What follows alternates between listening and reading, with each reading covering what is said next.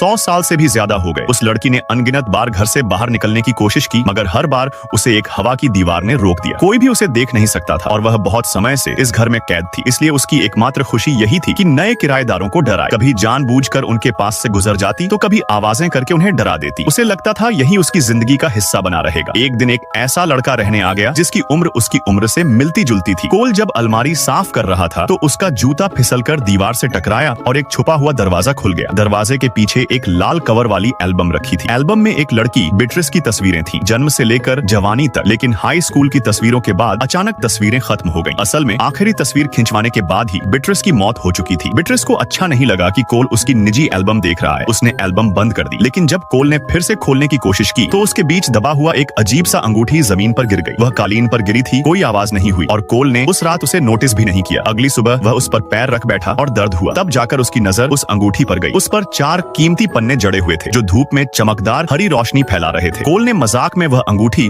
अपनी उंगली में पहन ली और अगले ही पल बीट्रिस उसके पीछे खड़ी नजर आई। उसे समझ आ गया कि जब भी अंगूठी पहनी जाती है बीट्रिस को देखा जा सकता है। यह पक्का करके कोल ने डर के मारे अंगूठी उतारकर फेंक दी। उसने फिर से तस्वीरों की एल्बम खोली और देखा कि भूत वही है जो तस्वीरों में थी। तभी फर्श पर पड़ी अंगूठी हवा में तैरने लगी और वहीं रुक गई। कोल ने अंगूठी उठाकर फिर पहन ली। 100 साल बाद कोई इंसान बीट्रिस को देख पा रहा था। बीट्रिस विनती करते हुए बोली कि कोल अंगूठी मत उतारे। कोल भी थोड़ा सहमा हुआ था, मगर लंबे समय तक सोचने के बाद उसने उससे उसके अतीत के बारे में पूछा। बीट्रिस ने बताया कि कई साल पहले वह म्यूजियम से यह अंगूठी उठा लाई थी। बाहर निकलते ही सड़क पर उसका एक्सीडेंट हुआ और उसकी मौत हो गई। लेकिन अगले ही पल उसने खुद को अपने कमरे में पाया। उसी दिन से वह इस घर में कैद हो गई, कभी भी बाहर नहीं जा सकी। बीट्रिस चाहती कि कोल से बातें करती रहे, मगर कोल ने कहा वह भूत से दोस्ती नहीं करना चाहता। उसने कहा चलो एक दूसरे को अनदेखा मानते हैं। बीट्रिस ने मान लिया। जब कोल पढ़ाई करता तो वह जानबूझकर आवाजें करके उसे परेशान करती। धीरे धीरे दोनों की बातचीत में पता चला कि दोनों को संगीत पसंद है। बीट्रिस का जन्म एक संगीत परिवार में हुआ था और उसने बचपन संगीत विद्यालय में ही बिताया। वहीं कोल बचपन से गिटार बजाता था और कोई भी धुन निकाल सकता था, लेकिन पिता की मौत के बाद उसने गिटार बजाना छोड़ दिया था। कोल ने कहा कि वह शोर मचाना बंद करे। बीट्रिस ने हामी भरी, लेकिन खाने के वक्त उसने फिर शरारत की। उसने कोल की माँ के सामने भी मजाक कर दिया, जिससे कोल घबरा गया और तुरंत कोई बहाना बना दिया। रात को कोल फिर कमरे में लौटा और अंगूठी पहनकर बीट्रिस से समझौता किया। उसने कहा मैं अंगूठी पहने रखूंगा, मगर शर्त यह है कि तुम माँ को कभी तंग मत करना। हाल ही में उसने बहुत कुछ सहा है, मैं नहीं चाहता उसे और दर्द मिले। पार्ट 2 के लिए कमेंट करें।